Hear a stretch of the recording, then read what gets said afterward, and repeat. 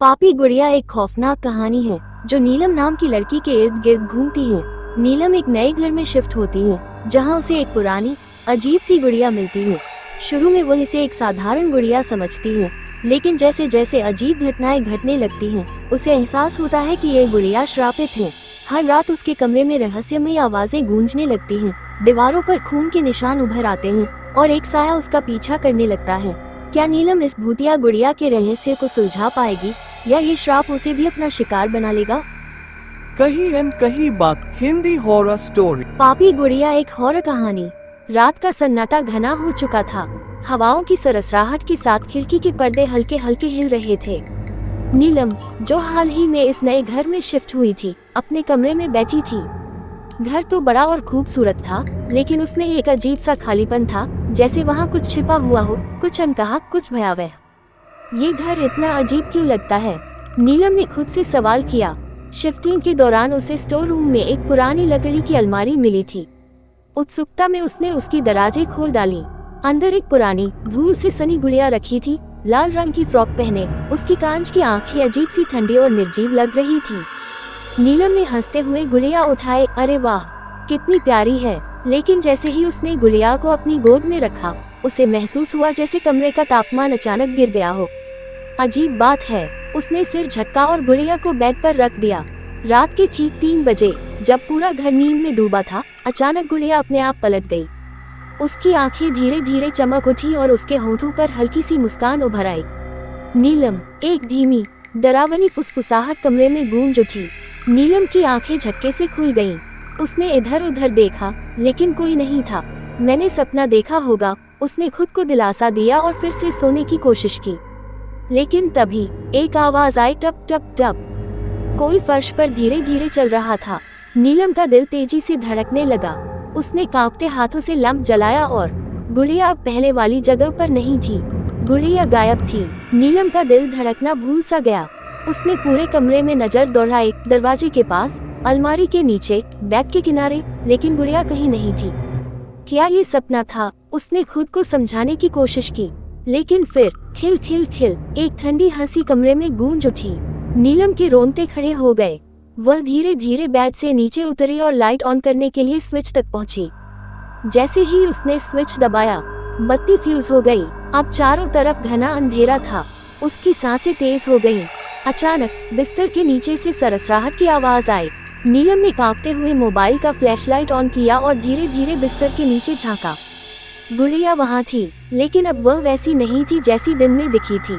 उसकी आंखें काली हो चुकी थी और उसके होंठ हल्के से हिल रहे थे, जैसे कुछ बुदबुदा रही हो। नीलम का हलक सूख गया, लेकिन जैसे ही उसने पीछे हटने की कोशिश की, गुड़िया ने उसकी कलाई पकड़ ली। आह! वह चिल्ला उठी और खुद को छुड़ाने के लिए संघर्ष करने लगी, लेकिन गुड़िया की पकड़ बर्फ जैसी ठंडी और लोहे जैसी मजबूत थी। तभी दरवाजा खड़ाक से खुला और हवा के एक झोंके ने खिड़की के शीशे जोर से हिला दिए।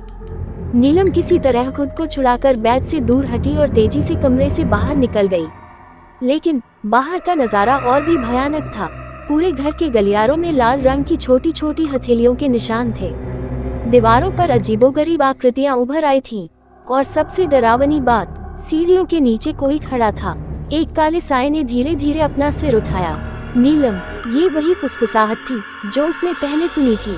नीलम ने घबराकर पीछे देखा, लेकिन अब उसका कमरा बंद हो चुका था। यह क्या हो रहा है? उसकी आवाज कांप रही थी। तभी एक जोरदार ठहाका गूंज उठा। तूने मेरी गुड़िया छुई, अब मैं तुझे नहीं छोड़ूंगी। और फिर सब कुछ अंधेरे में डूब गया। तूने मेरी गुड़िया छुई, अब मैं तुझे नहीं छोड़ूंगी। ये ठंडी, दिल दहला देने वाली आवाज पूरे घर में गूंज उठी। नीलम के कान सुन्न हो गए।